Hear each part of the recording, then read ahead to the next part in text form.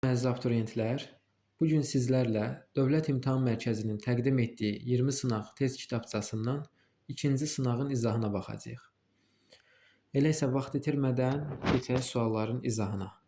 Yaxşı olar ki, videonu dayandırıb hər bir sualı təklikdə düşünəsiz, ondan sonra isə videonun izahına baxasınız.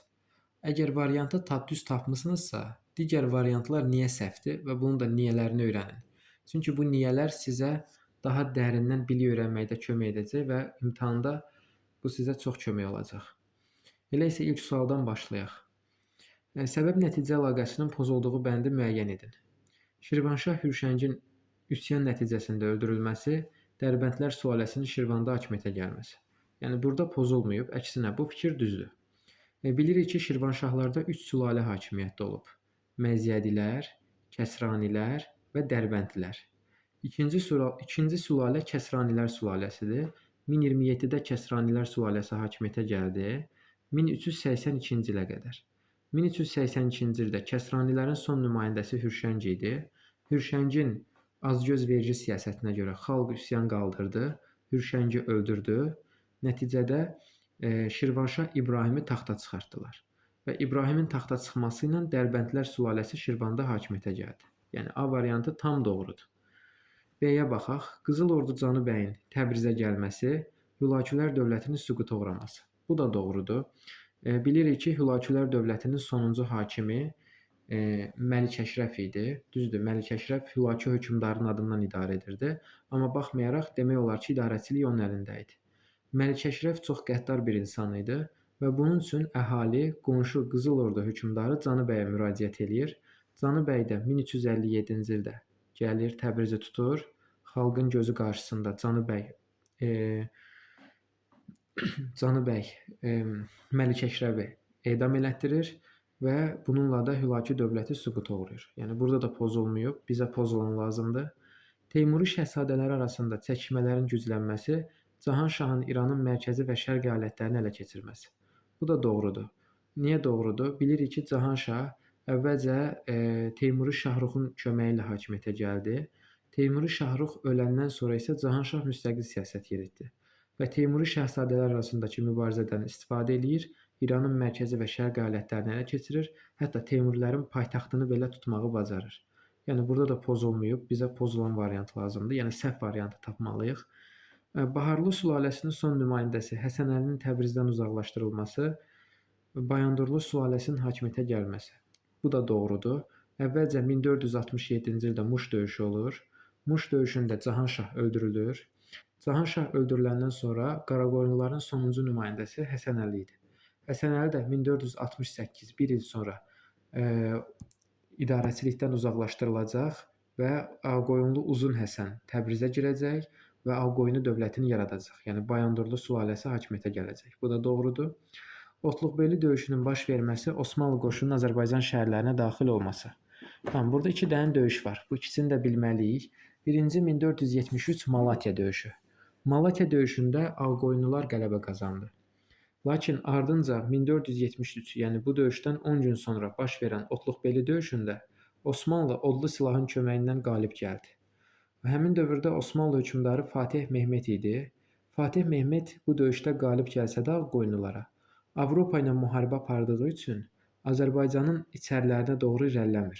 Elə yürüşü oradaca dayandırır və qoşunu geri çəkir. Amma burada nə deyir? Osmanlı qoşunu Azərbaycan şəhərlərinə daxil oldu. Yəni artıq bu səhvdir, uyğunluq pozulub. Baxın, bizdən də uyğunluğun pozulan variantını soruşurdu. Doğru cavab Y variantıdır.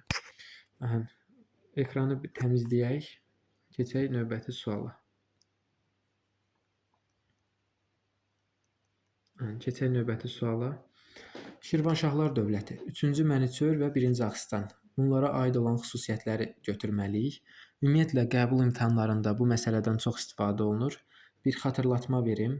3-cü Mənüçöhrün dönəmində Şirvanşahlar Səlcuqlarla əlaqəni kəsir, Gürcülərlə yaxınlaşır. Amma 1-ci Axistanın dönəmində Səlcuqlarla əlaqəni yenidən bərpa edir. Eyni zamanda Gürcülərlə də dostluq əlaqələrini davam elətdirir. İndi biz də buna uyğun variantı seçməliyik. 3-cü Mənüçöhr, İraq Səlcuq Sultanı Mahmudun Şirvana yürüşü. Bəli, 1123-cü ildə İraq Səlcuq sultanı Mahmud Şirvana hücum edir. Dedi ki, 3-cü Mənüçöhr kimdən əlaqədən çıxdı? Gürcülərlə yaxınlaşdı və Səlcuqlarla əlaqədən çıxdı. Nəticədə İraq Səlcuq sultanı Mahmud Şirvana yürüş elədi ki, sən niyə Səlcuqlarla əlaqədən çıxırsan? Niyə Səlcuqlara xərac ödəməyi dayandırırsan? Bir də Mənüçöhrün altından A-nı götürəcəyik. Dərbəndlər sülaləsinin təmsilçisi olması. Mənüçöhr Kəsranilər sülaləsinin nümayəndəsi idi. Kəsranilər 1027 1382-yə qədər hakimiyyətdə olub və 3-cü Mənüçöhr Dərbəndi yox, Kəsranilərin nümayəndəsi idi. 1125-də Şirvanın tam müstəqilliyinin bərpa edilməsi. Bəli, bu da var. Bu necə baş verir? Dedi ki, 3-cü Mənüçöhr Səlcuqlarla əlaqəni kəsdi, Gürcülərlə yaxınlaşdı. Buna cavab olaraq 1123-cü ildə Mahmud Şirvana hücum elədi. Lakin 3-cü Mənüçöhr Gürcülərin köməyi ilə Mahmuda qalib gəldi. Bundan sonra Gürcü çarı 4-cü David 1124-cü ildə Şirvana hücum eləyir. 1124-cü ildə 4-cü Davidin Şirvana hücumu nəticəsində Şirvan tutulur. Bir il sonra 4-cü Davidin ölümündən sonra Şirvan öz müstəqilliyini bərpa eləyir. Bu baxımından A və C 3-cü Mənüçöhrün dövrünə düşür. Digərlərinə baxaq. 1-ci Axistan dövlətin yaranması. Şirvanşahlar dövlətini Heysam İbni Xalid yaradıb 861-ci ildə. Yəni 1-ci Axistan yaratmayıb, ona görə A-nı atırıq. Paytaxtın Şamaxıdan Bakıya köçürülməsi. Bəli, Şirvandan 11-ci əsrdir bu. 1191-ci ildir. Şamaxıda zəlzələ baş verir və nəticədə Şirvanşahlar dövlətinin paytaxtı Şamaxıdan Bakıya köçürülür. Üzr istəyirəm, 12-ci əsrdir. Demək, 2-ci Axistan dövrünə düşür, beyni düzdür. Qızıl Ordu dövlətinin hücumuna məruz qalması, ümumiyyətlə 1-ci Axistanın dönəmində Qızıl Ordu dövləti hələ mövcud deyildi. Bu baxımdan Qızıl Ordu Şirvana hücum eləyə bilməzdi. 1-in altından AC, 2-in altından B-ni götürürük. Doğru cavab Y variantıdır. Keçirik növbəti suala. 3-cü suala. 3-cü suala diqqətlə baxırıq.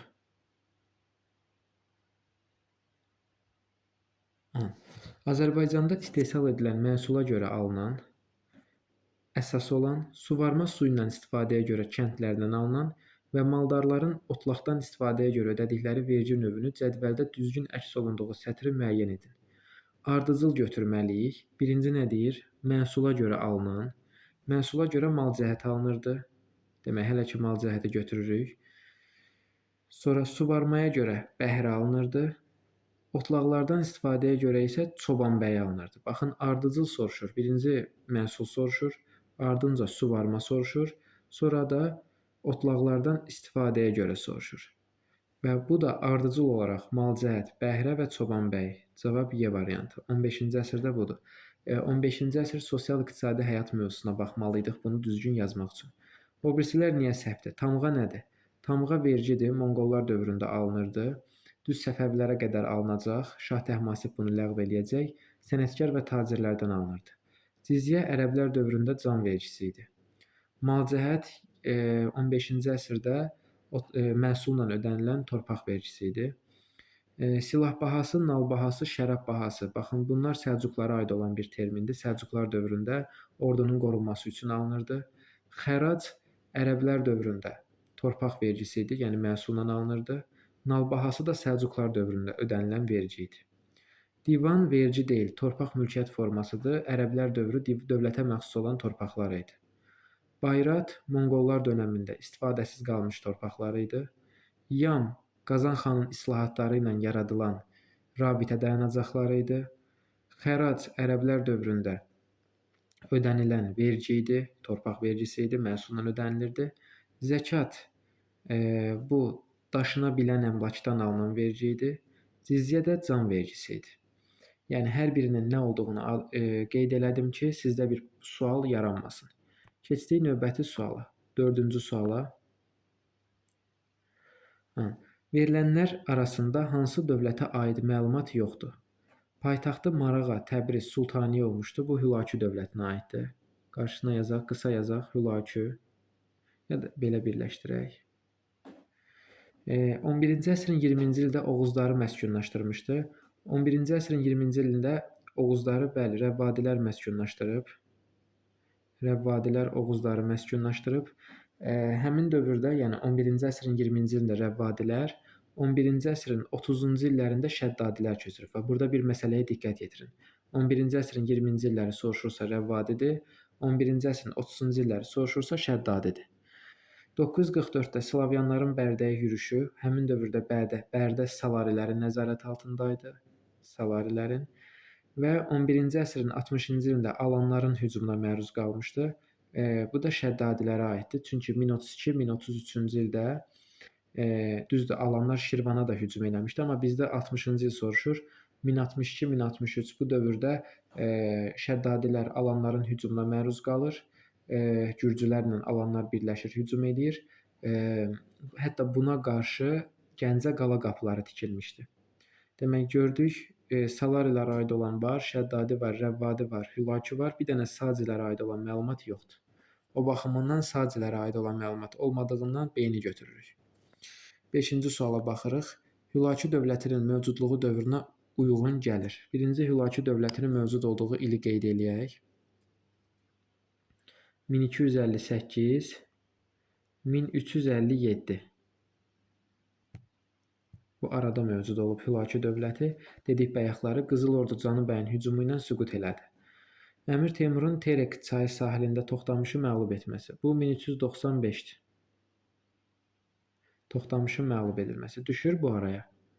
1258, 1357 düşmür. Yəni sonraya düşür. O baxımından A səhvdir. Çormoğunun başçılığı ilə Monqolların Azərbaycana hücumu. Çormoğun Noyon Monqolların ikinci yürüşünə başçılıq edirdi. Bu da 1231-ci ildir. 1231 düşür bu araya. Düşmür, əvvələ düşür. O baxımından B-ni də atdıq. Əlincə qalasının Əmir Teymur tərəfindən tutulması. 1400-cü ildə Əlincə qalası tutulur. Düşür bu araya. Xeyr, düşmür. Sonraya düşür. O baxımından C-ni də atdıq. Cəvə və Sabutayın başçılığı ilə Monqolların Azərbaycana yürüşü. Bu 1220-22-ci ildir. 1220-22 düşür bu araya. Düşmür. Əvvələ düşür. O baxımından D-ni də atdıq. Məhəmməd Olcaydunun mərkəzi hakimiyyəti qüvvətlənməsi, bəli, elə Məhəmməd Olcaydu Hülaki dövlətin hökmdarı olub. Qazan xandan sonra hakimiyyətə gəlib, Qazan xanın qardaşı idi. Elə Y variantı Hülaki dövlətinin hökmdarı olan Məhəmməd Olcaydunun hakimiyyəti ilə bura düşür. Fikir verin, bəziləri əvvələ düşdü, bəziləri sonrasına düşdü. Bir dənə Y variantı tam özünə düşdü. O baxımından Y variantı doğru cavabdır. Ümid edirəm ki, bu sual da aydındır. Keçirik növbəti suala.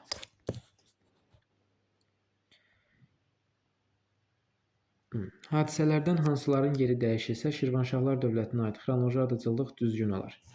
Şirvanşah 1-ci Fərburuzun Səlcuq sultanının ali hakimiyyətini qəbul etməsi. Bu 1066-cı ildir. Şirvanşahlar dövlətinin paytaxtının Şamaxıya köçürülməsi. Bu 918-ci ildir. Şirvandan Şamaxıya köçür.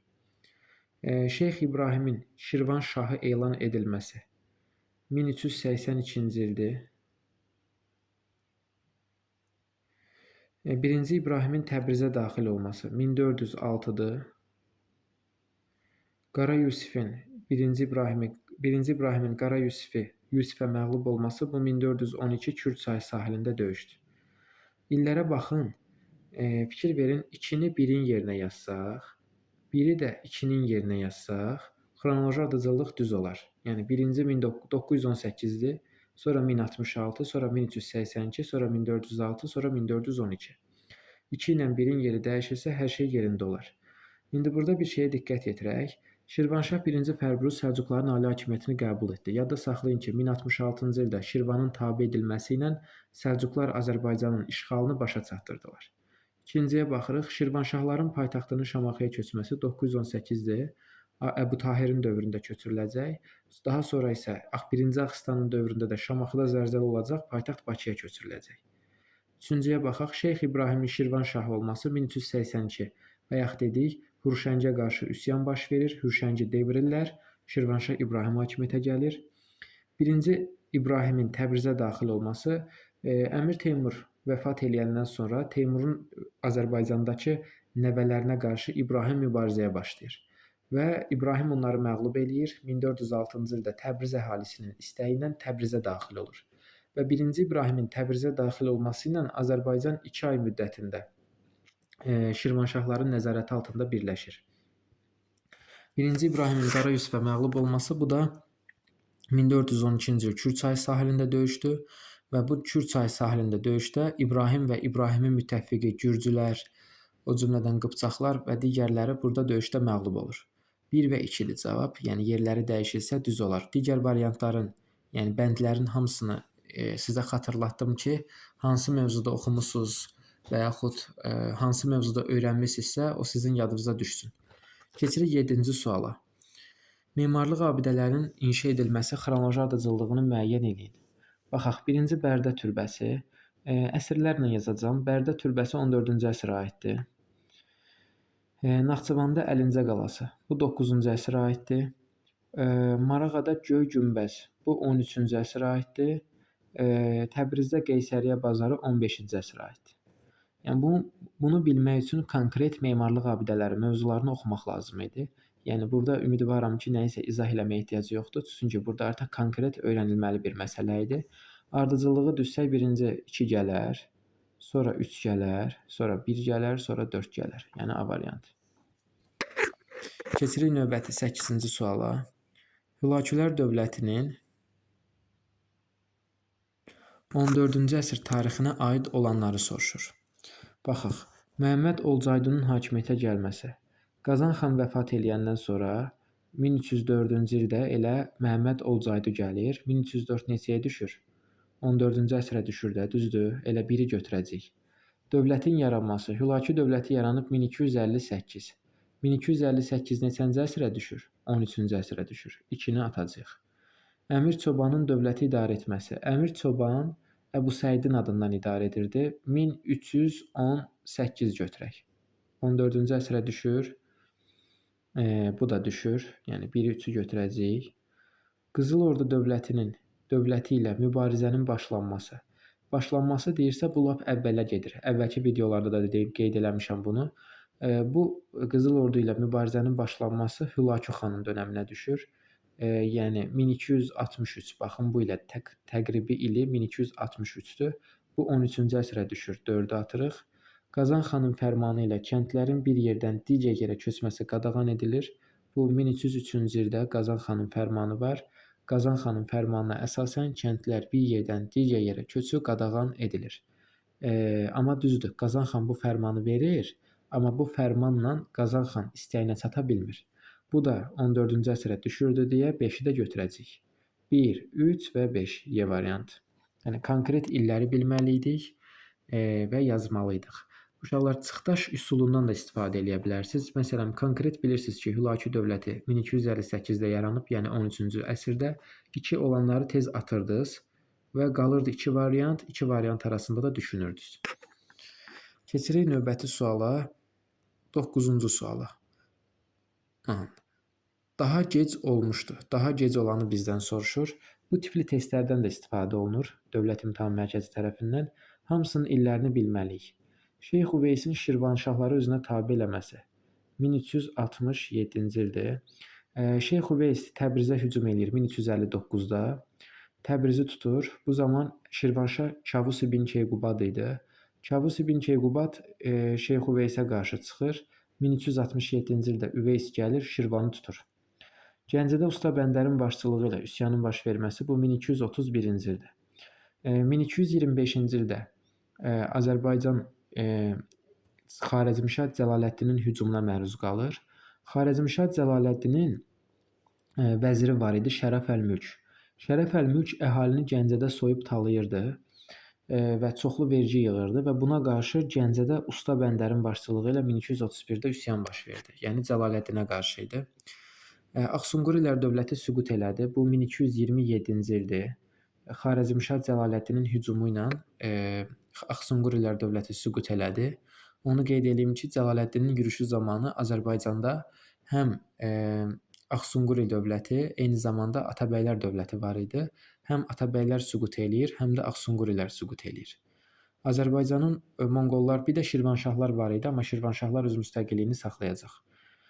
Azərbaycanın Monqollar tərəfindən işğalının başa çatdırılması Monqollar tərəfindən işğalı 1239-cu ildə başa çatdırılır. Monqollar Dərbəndi tutmaqla Azərbaycanın işğalını başa çatdırır. Yadda saxlayın ki, Səlcuqlar 1066-cı ildə Şirvanşahların tutulması ilə, Monqollar da 1239 Dərbəndin tutulmasından Azərbaycanın işğalını başa çatdırır. Şirvanşah 1-ci İbrahimin Təbrizə daxil olması, bunu bayaqlarda qeyd elədim, 1406-cı ildir. Yəni Əmir Teymur vəfat eləyəndən sonra Teymurun buradakı nümayəndələri ilə İbrahim arasında mübarizə olur. İbrahim onları məğlub eləyir. Əhalinin istəyi ilə Təbrizə daxil olur. 2 ay müddətində Azərbaycanı vahid dövlət halında birləşdirir. İndi içlərinə baxın. Daha gec olan hansıdır? Əlbəttə ki, Y variantıdır. Yəni çünki hamısı tez baş verib. Keçirik növbəti 10-cu suala. Hülaki dövləti 13-14-cü əsrlər tarixində baş vermiş oxşar hadisələr. Yəni həm 13-cü əsrdə, həm də 14-cü əsrdə baş verən eyni oxşar hadisələri bizdən soruşur. Osmanlı dövləti ilə toqquşmanın baş verməsi. Ümumiyyətlə Hülakilərlə Osmanlı toqquşması yoxdur. Qızıl Ordu ilə mübarizə, bəli. Dedik ki, ilk mübarizə başladı 1263, təxminən bu illərdə, 13-cü əsrdə. 14-cü əsrdə də var idi. Məsələn, Əbu Səidin dönəmində Əbu Səid özü hücum eləyən Qızıl Ordu xanına qarşı gedib onları məğlub eləməyi bacarmışdı. 2. Qızıl Ordu ilə mübarizə var idi. Ümumiyyətlə 13-14-cü əsrdə Azərbaycan uğrunda 100 ilə qədər mübarizə aparmışdı Qızıl Ordu və Hülakülər. Azərbaycan torpaqlarında hökmranlıq edirdi, bəli. Yəni 13-də də, 14-də də Hülakülər əsas Hülaki dövlətinin metropoliyası, əsas mərkəzi məhz Azərbaycan idi. Paytaxtlarına baxın, Marağa, Təbriz, Sultaniyə. Demək, əsas Azərbaycan idi mərkəz. 2 ilə 3-ü götürəcəyik. Cəlalilərin yürüşünə məruz qalması. Ümumiyyətlə, Cəlalilərin Azərbaycana hücumu 1359-dur. Amma Hülaki dövləti 1357-də süqut eləyib. Fikir verin, aralarında biraz fərq var. O baxımından 4 də doğru deyil, 2 və 3 olmalıdır. Cavab C variantıdır. Keçirik növbəti suala, 11-ci suala. Hadisə nəticə əlaqələrinin doğru verildiyi cavabı müəyyən edin. Cəlaləddinin təyin etdiyi canişinlərin Azərbaycanı talaması 1231-ci ildə Gəncədə sənətkar Bəndərin başçılığı ilə üsyan baş verməsi. Doğrudur. Bayaqları dedim, Cəlaləddin 1225-də Azərbaycana hücum eləyir. Cəlaləddinin əsas iqamətgahı Gəncə şəhəri olur. Və bir vəziri var idi, çox acgöz bir adam idi, Şərəf Əl-Mülk. Şərəf Əl-Mülkün qarətçiliyinə görə Gəncədə Usta Bəndər üsyan qaldırır. Qızıl Ordu hökmdarı Canı bəy Təbrizə gəlir, Hülaki dövlətinin varlığı sona çatır. Bəli, 1357. Dedik, sonuncu hakim kim idi? Məlik Əşrəf. Məlik Əşrəf xalqı bezdirmişdi soyub talamaqla və xalq müraciət edir Qızıl Ordu Canı bəyə. Canı bəy gəlir və xalqın gözü qarşısında məhz Məlik Əşrəf edam olunur. Demək, 1-2 doğrudur. Elə cavabımız A variantıdır. O birisilər niyə səhvdir? Onları da bilməliyik. Əlincə qalasının Əmir Teymur tərəfindən tutulması, Azərbaycanın bütövlükdə Çingiz xanın qurduğu dövlətə tabe edilməsi. Bunu bir məntiqlə düşünün. Əmir Teymur Əlincə qalasını tutur. Azərbaycan niyə Çingiz xanın dövlətinə tabe edilsin? Elə Teymurun dövlətinə tabe olar da. Düzdür? Ona görə adətən böyük suallardan çəkinməyin. Yəni böyük sualdır deyə qorxmayın. Yəni bunlar çox sadə olur. Qızıl Ordu hökmdarı Toxtamış xan Azərbaycana yürüşü Şirvanşahların süquta uğraması. Şirvanşahlar dövləti 1538-ci ildə Səfəvilərin hücumu ilə süquta uğrayacaq, Toxtamışın hücumu ilə süqut etməyəcək. Düzdür, Toxtamış hücum eləyib Şirvanı tutacaq 1385-ci ildə Şirvanşahların 1385-ci ildə Təbrizi tutacaq, Şirvanın ərazisindən keçib gəlmişdi. Şirvanı da orada Şirvanşahlarla ilk dövrdə kiçik bir müttəfiqliyi var idi. Amma Şirvanşahlar dövlətinin süqutu Səfəvilər dövləti ilə bağlıdır. 1-lə 2-ni götürəcəyik. Keçirik 12-ci suala. 12-ci sual bir növ yeni tipli sual hesab olunur. 15-ci əsrdə hakimiyyətdə olmuş Ağqoyunlu hökmdarı. Fikir verin, əgər burada hökmdarları desəydi, biz bir çox hökmdarı düşünərdik. Demək olar ki, bütün Ağqoyunlu hökmdarları 15-ci əsrdə hakimiyyətdə olub. Amma burada konkret bir hökmdardan soruşur. Həmin bu birinci damada verilən xüsusiyyət həmin hökmdara aiddir və biz də digər müəyyən eləməliyik ki, bu hansı hökmdardır və digər 2 damaya da həmin hökmdara aid olan bir xüsusiyyət yazmalıyıq. Şeyx Heydərin öldürüldüyü döyüşdə iştirak etmişdi. Şeyx Heydər öldürülmüşdü 1488 Şahdağı döyüşündə. Şahdağı döyüşündə iştirak edən kim idi? Yaqub. Ağqoyunlu hökmdarı Yaqub idi və Ağqoyunlu Yaqub Şirvanşah Fərrux Yasərlə birləşir və Ağqoyunlu dövlətinin, belə deyək ki, Səfəvilərin Ərdəbil hakimliyini idarə edən Şeyx Heydəri öldürürlər. Demək biz bura 1-ci dama Ağqoyunlu hökmdarı Yaquba aid olduğundan biz də bu 2-ci və 3-cü damaya Yaquba aid olan bir xüsusiyyətləri yazmalıyıq. İndi görək, hansılar Ağqoyunlu hökmdarı Yaqub padşaha aiddir? Biz onları seçməliyik. Atasının Şirvanla dostluq siyasətini davam elətdirdi. Bəli. Yadda saxlayın ki, Uzun Həsəndə və Uzun Həsəndən sonra gələn Yaqub padşah da Şirvanla dostluq əlaqələrini davam elətdirir. Amma Yaqub padşahın atası Uzun Həsəndən fərqi nə idi? Uzun Həsən Ərdəbil hakimliyi ilə dost oldu, Osmanlı ilə müharibə apardı. Amma Yaqub padşah Osmanlı ilə münasibətləri nizama saldı, Ərdəbil hakimliyi ilə düşmən oldu və onlarla müharibə apardı. Yəni baxın fərq budur. Yəni Uzun Həsən Osmanlı ilə müharibə aparıb Ərdəbil ilə dost oldu, amma Yaqub padşah Osmanlı ilə dost oldu, Ərdəbil ilə mübarizə apardı. Və oxşar cəhət hər ikisi Şirvanla dostluq əlaqələri qurmuşdu. Yəni bu da oxşar cəhətdir. İndi baxaq, Əfər sazişinin imzalanması, Əfər sazişi 1500-cü ildir. Ümumiyyətlə bu Əlvəndlə Murad arasında bölüşdürüləcək, Yaquba aid deyil. Digər hökmdarlarla müqayisədə daha çox soyurqal paylamışdı. Yadda saxlayın, ən çox soyurqal paylayan hökmdar, Ağqoyunlu hökmdarı Rüstəm padşahdır. Yaqub padşah deyil. 3-ü də atdıq. Ölkədə nisbi sabitlik hökm sürmüşdü, bəli. Yaqub padşahın dövrünə durğunluq dövrü deyirlər. Buna Ağqoyunlu tarixində durğunluq dövrü deyirlər. 1 və 4-ü götürəcəyik. Şeyx Cüneydin öldürüldüyü döyüşdə iştirak etmişdi. Şeyx Cüneydi Samur döyüşündə öldürürlər 1460. Həmin döyüşdə Cahanşahın dəstələri ilə Şirvanşah Xəlilullahın dəstələri iştirak eləyir. Yəni onda heç ümumiyyətlə Ağqoyunlu dövləti yox idi. 5-də səhvdir. 1 və 4. Ümidvaram ki, bu sual da aydındır. Keçirik 13-cü suala. Şirvanşahlar, Cəlalilər və Şəki hakimliyinə dair ümumi cəhət. Yəni 3 qurumun üçünə də aid olanı götürməliyik. Osmanlı ilə müharibənin aparılması.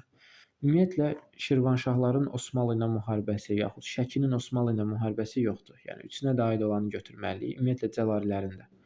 Eyni bir əsrdə yaranmaları. Şirvanşahlar 861-ci ildə yaranıb. Cəlalilər 1340-da yaranıb. Yəni eyni əsrdə yaranıb? Yox. Biri 9, biri 14. B-ni atdıq. Monqolların Azərbaycana ikinci yürüşü zamanı süqut eləmələri. Şirvanşahlar 1538-də süqut eləyib. 1538-də süqut eləyib. Cəlali dövləti 1410-da Qaraqoyunlu tərəfindən süqut eləyib. Heç Şəkiyə hələ baxmasaq belə. Monqolların Azərbaycana ikinci yürüşü də 1231-dir. Görürsüz, heç birinə uyğun deyil. C-ni də atırıq. Osmanlı dövləti ilə müttəfiq olmaları. Ümumiyyətlə, Osmanlı ilə müttəfiqlik bir dənə burada Cəlalilərdə var ki, Qaraqoyunlu Qara Yusiflə Cəlali Sultan Əhməd İldırım Bəyəzidə sığınmışdı. Bir dənə orada var idi, amma Şirvanla və Şəki ilə müttəfiqlik yoxdur. Teymurilərlə mübarizə aparması, bəli, hər ikisində var. Necə mübarizə aparıblar? Yadınıza salın, Əmir Teymur vəfat elədi. Teymurun vəfatından sonra 1406-cı ildə kim mübarizə apardı Teymurilərə qarşı? Şirvanşahlar. Demək, Şirvanşahlar mübarizə aparıb. Əmir Teymur hücum eləyəndə Qaraqoyunlu Qara Yusif və Cəlali Sultan Əhməd ona qarşı birləşmişdilər və Teymura qarşı mübarizə aparmışdılar. Demək, Cəlalilər də mübarizə aparıb. Şəkidə də həmin dövrdə Şəki Seydəlinin nəzarəti altında idi.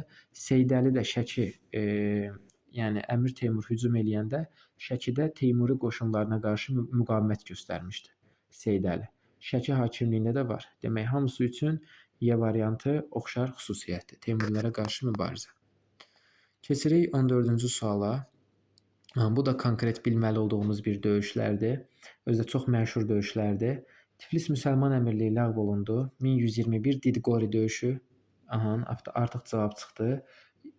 Teymurilərin Azərbaycanda hakimiyyətinə son qoyuldu. Sərdurud döyüşü Qaraqoyunlularla olmuşdu.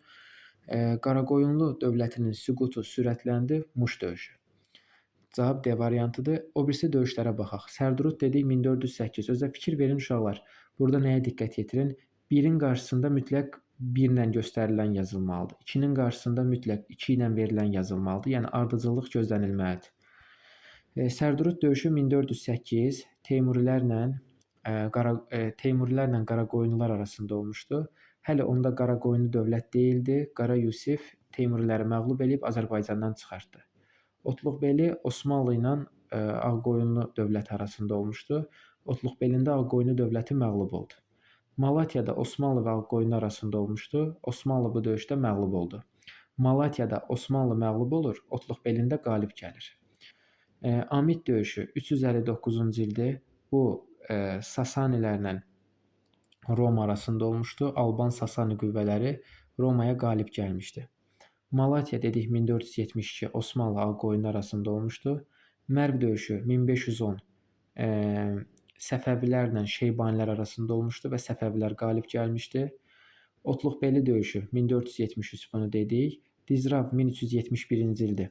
Sasanilərlə Alban qüvvələri birləşmişdi, Romaya qarşı mübarizə aparmışdı. Çaldıran 1514-cü ildir. Osmanlı ilə Səfəvi arasında olmuşdu və bu döyüşdə Osmanlı qalib gəlmişdi. Şərur 1501-ci ildir. Səfəvilərlə Ağqoyunlular arasında olmuşdu. Ağqoyunluların birinci qolu süqut eləmiş və bu döyüşdən sonra Səfəvi dövləti yaranmışdı. Didqori dedik 1121 Tiflis müsəlman əmirliyi süqut elədi bu döyüşdən sonra. Sərdurud da 1408-də oldu. Yəni bütün döyüşləri hansı ki burada verilib, onların hamısını qeyd elədim. Sizdə bir sual, qaranlıq bir məqam qalmasın. Keçirik növbəti 15-ci suala. Ağqoyunlu hökmdarlarımız bizdə verib, uyğunluğu müəyyən eləməliyik. Bir sıra islahatlar keçirdi, 20-yə qədər vergini ləğv elədi. Bu Gödək Əhmədə aiddir. Gödək Əhməd ümumiyyətlə Osmanlı Sultanının sarayında təlim görmüşdü. Hakimiyyətə gəlir və istəyir ki, xalqı öz tərəfinə çəksin. 20-yə qədər vergi və mükəlləfiyyəti ləğv eləyir. Bu da feodalların narazılığına səbəb olur və onu devirirlər. Əbhər sazişinin bağlanmasında iştirak eləyir. Bu Əbhər sazişi Əlvənd və Murad arasında imzalanır. Yəni ümumiyyətlə Baba Xeyrullah adlanan bir yaşlı kişi Ağqoyunlu dövlətini iki yerə bölür. Yəni burada da nə Əlvənd yoxdur, nə Murad yoxdur. Ona görə B-ni heç birinə yazmayacağıq. Çoxlu sorğal payladı və Naxçıvan döyüşündə məğlub oldu. Ən çox sorğal paylayan Ağqoyunlu hökmdarı Rüstəm padşahdır. C-ni 2-yə yazacağıq. 2 olacaq C. Qısa müddətdə 1497-də hakimiyyətdə oldu. Bu da Gödək Əhmədə aiddir. Gödək Əhməd qısa bir müddətdə 97-də gəldi. 20-yə qədər vergi və mükəlləfiyyəti ləğv elədi. Feodallar bundan narazı oldu. Onu devirdilər. Şeyx Heydərlə mübarizədə Fərrux Yasərə kömək elədi. Bu da bayaqları dedik Yaqub padşah Şahdağı döyüşündə 1488-ci ildə Şeyx Heydərə qarşı mübarizədə Fərrux Yasərlə Şirvanla birləşdi və qalib gəldi. 1Y, 2C, 3AD. 1Y, 2C, 3AD. D variantı doğru cavabdır. 16-cı suala baxırıq.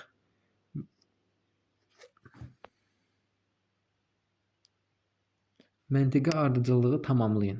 Monqollar Gəncə, Bərdə, Beyləqan, Şabran şəhərlərini tutub qarət elədilər. 1239-da Monqollar Dərbəndi tutdular. Bayaqları qeyd elədim, Monqollar Dərbəndi tutmaqla Azərbaycanın işğalını başa çatdırdılar. Azərbaycanın işğalı tamamilə başa çatdı. Yadda saxlayın ki, Səlcuqlar 1066-cı ildə Şirvanın tutulması ilə 1-ci Fərburuzu tabe elədilər. Monqollar da 1239 Dərbəndin tutulması ilə Azərbaycanın işğalını başa çatdırdılar. Doğru cavab B variantıdır. O birisi variantlar niyə səhvdir? Azərbaycana birinci yürüşü başa çatdı? Yox. İkinci yürüşü zamanı bu baş tutur. Ona görə bu səhvdir. C. Monqollar Azərbaycandan qovuldular. Monqollar hər yeri tutublarsa niyə Azərbaycandan qovulsunlar? Ona görə səhvdir. Toxtamış xanın yürüşü 1385-dir. Ümumiyyətlə bu dövrdə 1239-dan söhbət gedir. Toxtamış yox idi. Şirvanşahlar da 1538 Səfəvilər tərəfindən süqut edib. Bu da ona aid deyil. 17-ci suala baxırıq. 14-cü əsrin 80-ci illərinə aiddir. Şeyx 1-ci İbrahimin Şirvan şahı olması. Bunu bayaq dedik. 1382-ci ildə Hürşənc öldürülür. İbrahim taxta çıxır. Dərbəndlər hakimiyyətə gəlir. Demək 14-ün 80-də bu düşür. Dərbəndlərin devrilməsi. Dərbəndlər gəlir 1382-də. Bu devrilmə, yəni hakimiyyətdən getmədir. 1538 süquta qədər Dərbəndlər olur. 2-ni atdıq çünki 16-cı əsrə düşür. Hürşəngin öldürülməsi, bəli, 1382-ci ildə üsyan nəticəsində Hürşəng ölür. Hakimiyyətə Dərbəndlər gəlir və 1-3 ilə cavab D variantıdır. Şeyx Cüneydin Şirvana yürüşü. Şeyx Cüneydin dönəmi 15-ci əsrdir ümumiyyətlə. Şeyx Cüneyd 15-də yaşayıb. 1460 məsələn Samur döyüşünü bundan götürə bilərdiniz. 15-ci əsrə aiddir. Bunu da atırıq. Şirvanşah 1-ci İbrahimin Təbrizə daxil olması, bayaq dedik, 1406-cı ildə Azərbaycanı qısa bir müddətdə öz hakimiyyəti altında birləşdirir. 2 ay müddətində. Sonra Qara Yusif gələndə əsl hakim gəldi deyir, tərk edir. Ümid edirəm bu sual da aydındır. Keçirik 18-ci suala. 11-ci əsrin 60-cı illəri Səlcuq dövlətinin və 12-ci əsrin 90-cı illəri Eldənizlər dövləti tarixinə ümumi cəhəti müəyyən edin. Baxın, belə bu tipli suallardan sizdə istifadə olunacaq. Azərbaycanın dövlətin tərkibinə daxil olması. Bəli, 11-ci əsrin 60-cı illərində bayaq dedik, 1066-cı ildə Səlcuqlar Şirvanı tutmaqla Azərbaycanın işğalını başa çatdırır. 12-ci əsrin 90-cı illərində də onsuz da Eldənizlər dövlətinin ərazisi Azərbaycana düşürdü də, düzdür? Azərbaycanın dövlətin tərkibinə daxil olması. Bu var. Yəni Səlcuqlar 1066-da tutur, Eldənizlər də onsuz da Azərbaycanda yaranmışdı. Paytaxtın dəyişdirilməsi. Bu doğru deyil. Niyə doğru deyil? Səlcuqların paytaxtı 1043-də köçüb İsfahana. Bir də 70-ci illərdə 1043-də Nişapurdan Reyə köçüb. Bir də 11-ci əsrin 70-ci illərində İsfahana köçəcək. Reydən İsfahana köçəcək. O da 11-in 70-ci illərdə, 60-cı illər deyil. Atabəylər dövlətinin də paytaxtı həmin dövrdə, yəni 12-ci əsrin 90-cı illərində Təbriz idi. Yəni 12-ci sonra da heç bir dəyişiklik olmayacaq. Ona görə 2 səhvdir. Türk mənşəli sülalə tərəfindən idarə olunması, bəli, Səlcuqlar da türk idi, Atabəylər də türk idi. Bu baxımından 3-ü də doğru götürəcəyik. Hakimiyyətə yeni hökmdarın gəlməsi. 11-ci əsrin 60-cı illərində Səlcuqlara hakimiyyətə yeni bir hökmdar, bəli, gəlib. Alparslan hakimiyyətə gələcək. Səlcuqlarda Alparslan gələcək. 12-ci əsrin 90-cı illərində də Eldənizlərdə Əbu Bəkir hakimiyyətə gələcək. Yəni bu da yeni hökmdarın hakimiyyətə gəlməyi, bəli, bu da doğrudur. 1, 3 və 4. Dövlətin süquta uğraması, xeyr. Eldənizlər dövləti 1225-də süqut eləyib. Bu da 13-cü əsrə düşür deyə, yəni oxşar bir xüsusiyyət deyil. Səlcuq dövləti də 11-ci əsrin 60-cı illərində süqut eləməyib. 1, 3, 4. Cavab B variantıdır. Keçirik 19-cu suala. 19 tipli suallarda uyğunluğu doğru olduğu variantı seçməliyik. Məsələn, Əmir Çoban qırıq-qırıq xəttlərlə gəlir nəyə birləşir? Cəlalilərə. Amma Əmir Çoban kimdə xidmət eləmişdir? Çobanilərdə. Çobani, yəni Hülakü səltənəti dönəmində. Yəni bunun yerinə Hülakü yazılsaydı, Cəlalinin yerinə götürərdik. Ona görə bir səhvdir. Fəzulla Rəşidəddin. Fəzulla Rəşidəddinə baxın, bir xətt gəlir, Şirvana birləşir. Şirvan deyil. 2-ni atdıq. Fəzulla Rəşidəddin Qazan xanın vəziri idi. İslahatların keçirilməsində Qazan xana kömək eləmişdi. Qazan xan da hansı dövlətin hökmdarı idi? Hülakülərin. Baxın, düz bunu belə birləşdirsək, yəni qırıq-qırıq xətti Hülakülərə düşür. 5-i götürəcəyik. Nizam-əl-Mülk isə Nizam-ül-Mülk bu Səlcuqlarda vəzir olub, yəni Atabəylərdə vəzir olmayıb. Fikir verin, Nizam-ül-Mülkün xətti gəlir Atabəylərlə birləşir. 3-ü də götürməyəcəyik. Qızıl Arslan gəlir buradan Eldənizlərlə birləşir. 4. 4. Və bu da Eldənizlər dövlətində, bəli, Qızıl Arslan hökmdar olub. O baxımından 4 və 5 doğru cavabdır. Yəni burada nəyi götürürük? Hansı uyğunluq, yəni qırıq-qırıq, dama-dama gedən bu xəttlər hansı dövlətə aiddirsə, onu götürürük. Yəni burada hər bir şəxsiyyətdir. Hər bir şəxsiyyəti hansı mövzuda oxumusunuzsa, hansı dövlətdə oxumusunuzsa, hansı dövlətə aiddirsə, ona uyğun variantı götürməliydiniz. 20-ci suala baxırıq. 20-ci sual deyir: 1066-cı ildə Səlcuq dövləti tərəfindən tabe edilmiş Azərbaycan dövlətinin paytaxtını xəritədə göstərin. 1066-cı ildə Səlcuqlar haranı tutdu? Şirvanşahları, düzdür? Şirvanşahların paytaxtları hara olub? Birinci Şirvan olub. 918-ci ildə Şamaxıya köçürülüb. Şamaxı. Bir də Bakı. Baxın, bu 3 şəhər olub Şirvanşahlar dövlətinin paytaxtı. 918-ci ildə paytaxt Şirvandan Şamaxıya köçüb. Ardınca da 12-ci əsrdə 1191-də zəlzələdən sonra Şirvanşahların paytaxtı Bakıya köçəcək. İndi Səlcuqlar da tutanda 1066. 1066-da demək paytaxt hara idi? Şamaxı idi. Biz də demək Şamaxını seçməliyik. İndi baxaq. Görək Şamaxı hansıdır? Ümumiyyətlə Şirvanşahlar dövlətinin ərazisinə diqqətlə baxın. Baxın, yuxarıdan gələn Kür çayıdır. Aşağıdan da gələn Araz çayıdır. Burada gəlirlər, birləşirlər, buradan da gəlir Xəzərə tökülür. Şirvanşahlar Kürdən şimalda, şimal həmişə yuxarıdır. Baxın, Kürdən şimaldakı ərazilərdə yaranıb. Baxın, bu ərazilərdir. Qırmızı ilə göstərdiyim bu ərazilər Şirvanın əraziləridir. Burada da bir dənə 4-dür. Doğru cavab elə 4 olacaq. Yəni Şamaxını götürəcəyik. D variantı. Yəni burada həm də sizə Şirvanşahlar dövlətinin ərazilərini də göstərdim.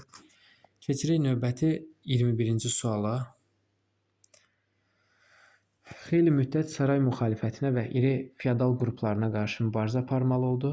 1190 Həmədan döyüşündə İraq Səlcuq sultanı 3-cü Toğrulu məğlub etdi və oğlu ilə birlikdə əsir aldı.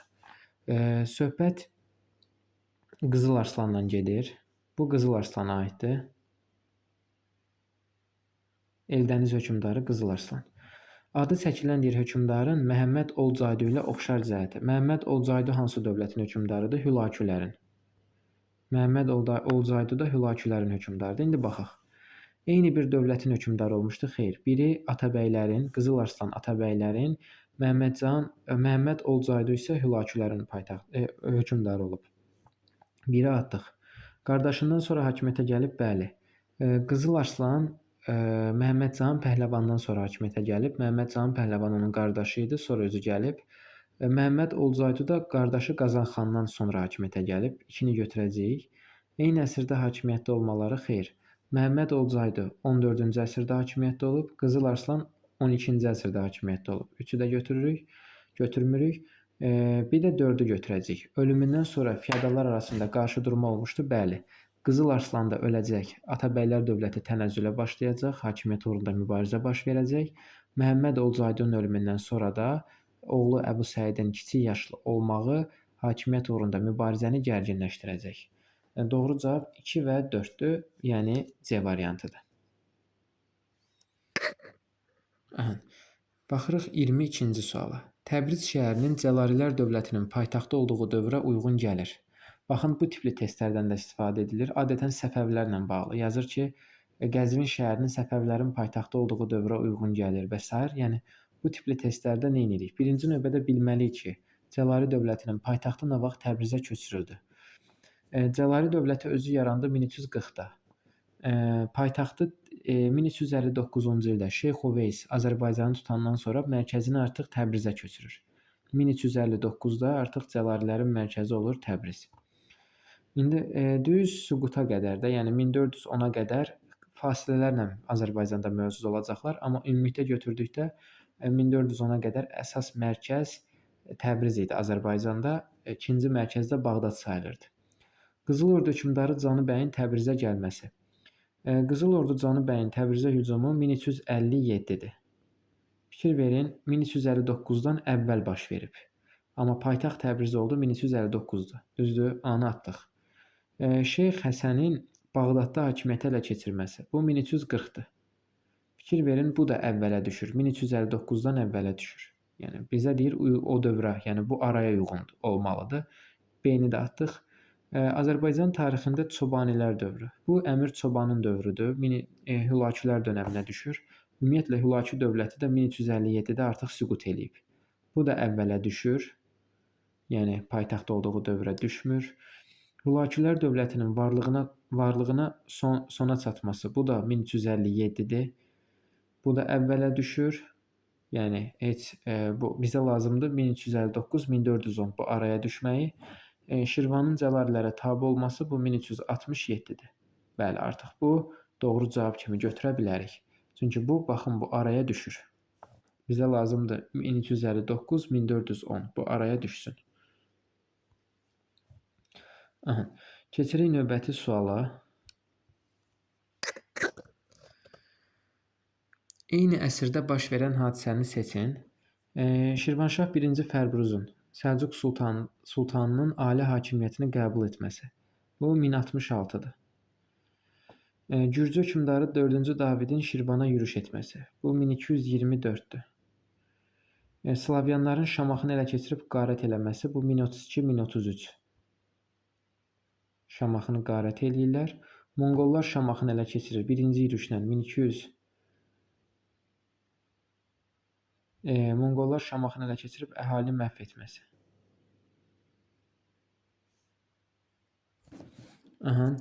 Demək, Monqolların Şamaxını ələ keçirib əhalini qarət eləməsi bu birinci yürüşlə olur. 1220-1222.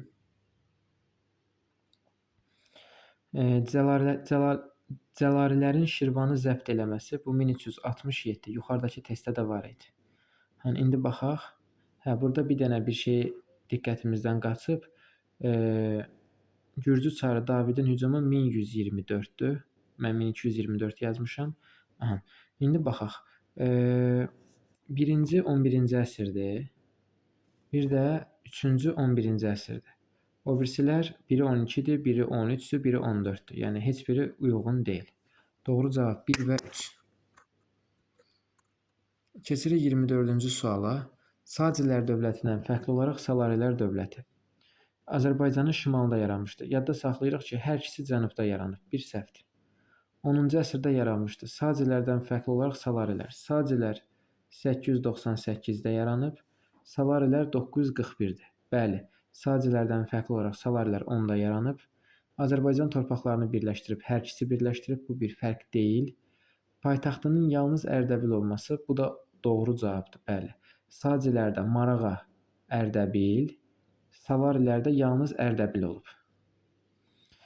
Azərbaycanın cənubunda yaranmışdı. Hər ikisi cənubda yaranıb. Bu da bir fərq deyil. Olmalıdır 2 və 4. Keçirik növbəti suala. 25-ci sual. Deyir 25-ci sualda xəritədə ulduzla verilmiş şəhərin erkən orta əsrlər tarixinə aid xüsusiyyəti müəyyən edin. Əvvəlcə bilməliyik, erkən orta əsrlər 5-11-ci əsrdir. Dərbənd verilən bu şəhər ulduzla olan şəhər Dərbənddir. İndi biz 5-11-ci əsr Dərbənd tarixinə aid olanları seçməliyik. Baxaq. 869-cu il oradakı hakim özünü müstəqil elan edir. Bəli. Hakim İbn Suraka Dərbəndi müstəqil edir. 8-ci əsrin ortalarında müstəqil idarə olunurdu. Xeyr, müstəqil deyildi. Müstəqil oldu 869-cu il. Haşim İbn Suraka Dərbənd əmirliyini yaradacaq. Ərəb əsrli Haşimilər, bəli, Haşim İbn Suraka elə Haşimilərdən idi, doğrudur. Öz müstəqilliyini 11-in sonuna qədər qoruyacaq. 988-ci ildə Şirvanşahlar belə deyək ki, buranı özünə birləşdirəcək Dərbəndi. 11-in yox, onun olmalıdır. 4-də səhvdir. 1-3. 26-cı suala baxırıq. Hadisələrin xronoloji ardıcıllığını müəyyən eləyin. Şeyx Cüneydin iştirakı ilə Samur döyüşü 1460. Şeyx Heydərin iştirakı ilə Şah dağı döyüşü 1488. Şeyx Səfiyyəddinin Səfəviyyə Sufi Dərviş ordeninin əsasının qoyması Monqol yürüşləri dövrü, yəni 13-cü əsr. 13-cü əsr son özdə. Sultanəlinin iştirakı ilə Şəməsi 1494-cü ildir. İndi baxırıq nəyə? Xronoloji ardıcıllığı quranda birinci 3, sonra 1, sonra 2, sonra 4. Cavab budur. İndi bu döyüşlər haqqında qısa məlumat verim. Şeyx Cüneydin iştirakı ilə Samur döyüşü. Samur döyüşündə Qaraqoyunlularla qeyd eləyib bunları. Fərqli rənglə yazaq. Tam aydın olsun. Demək, Qaraqoyunlularla Şirvanşahlar birləşəcək. Samur döyüşündə Şeyx Cüneyd öldürüləcək. Şeyx Heydərin öldürüldüyü Şahdağ döyüşü bu zaman Ağqoyunlularla Şirvanşahlar birləşəcək. Şahdağ döyüşündə Heydər öldürüləcək. Səfəviyyə Sultanəlinin iştirakı ilə Şəməsi döyüşündə də Ağqoyunlu qüvvələri ilə olan bir döyüşdür. Yəni burada əsas nəyə diqqət yetirin? Samur döyüşündə Qaraqoyunlu qüvvələri və Şirvan qüvvələri birləşir, Ərdəbili məğlub eləyir. Şahdağı döyüşündə Şirvanşahlar və Ağqoyunlu qüvvələri birləşir, Ərdəbili məğlub eləyir. Sultanəlinin iştirakı ilə Şəməsi döyüşü də yalnız burada Ağqoyunlu qüvvələri burada iştirak eləyəcək. Onlar da Sultanəlini bu döyüşdə məğlub edəcək və Sultanəli həlak olacaq. Bu belə 3, 1, 2, 4 doğru cavab. Keçirik növbəti 27-ci suala. Şəddadilər dövlətinə aid olanları müəyyən eləməliyik. Paytaxtı Gəncə olan müstəqil dövlətin əsası qoyulur. Şəddadi dövlətin əsasını qoyan birinci Ləşkəridir. 1-ə A. Səlcuq dövləti ilə müqavilə bağlayıb ona tabe oldu. Bu Əbləsuvar Şavurun dövrüdür. B. Dəbili ələ keçirərək və müstəqil əmirlik yaratdı. Dəbil əmirliyin əsasını 951-ci ildə Məhəmməd ibn Şəddad qoyub. Düzdür, bu dövlətə aid deyil. Çünki dövlət qurulub nə vaxt 971. Amma burada yenə də bir variant olaraq soruşursa yeni yazacağıq. 1A, 2B, 3Y. Yəni keçirik situasiya sualına.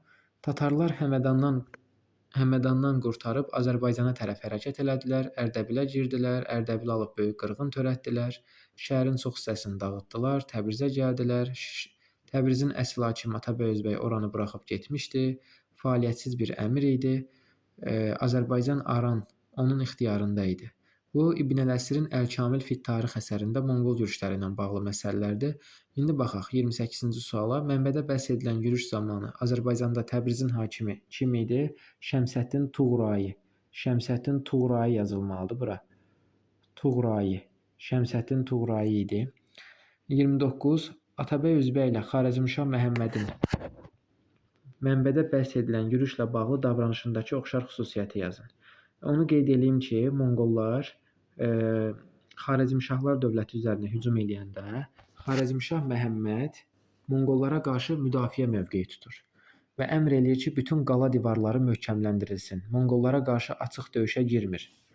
Atabəy Özbək də eyni işi görür. Monqollara qarşı konkret qoşun çıxarmır, şəhərlərdə müdafiə mövqeyi tutmağı üstünlük bilir.